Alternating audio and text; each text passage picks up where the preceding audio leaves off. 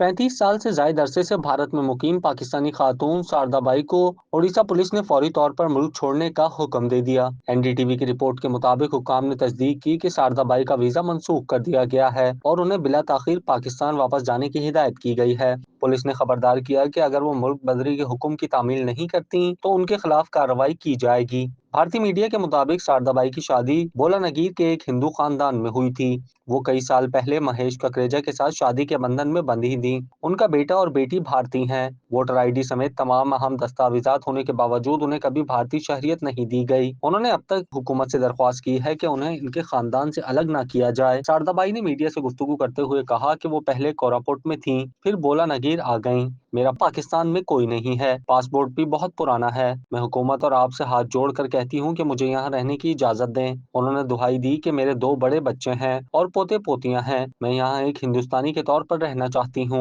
22 अप्रैल को मकबूजा कश्मीर के इलाके पहलगाम के सियाहती मकाम पर फायरिंग के वाक़े में 26 अफराद हलाक और 1 दर्जन के करीब जख्मी हो गए थे, जिसके बाद भारत ने बिना किसी सबूत के पाकिस्तान पर इल्जाम तराशी शुरू कर दी और सिंध-तास मुआहदे को यकतरफा तौर पर मुअत्तल कर दिया। ताहम पाकिस्तान की जानिब से पहलगाम वाक़े की न सिर्फ मजम्मत की गई बल्कि वज़ीर आज़म शहबाज शरीफ ने यह भी पेशकश की कि अगर भारत मामले की गैर जानिबदाराना तहकीकात कराना चाहता है तो पाकिस्तान हर किस्म के ताउन के लिए तैयार है। क्या आप कारोबार की तशहीर चाहते हैं या सोशल मीडिया प्लेटफॉर्म मैनेज कराना चाहते हैं तो देर कैसी, अभी राब्ता करें ओनली न्यूज़ की टीम से। हमारा कॉन्टैक्ट नंबर आपकी स्क्रीन पर है।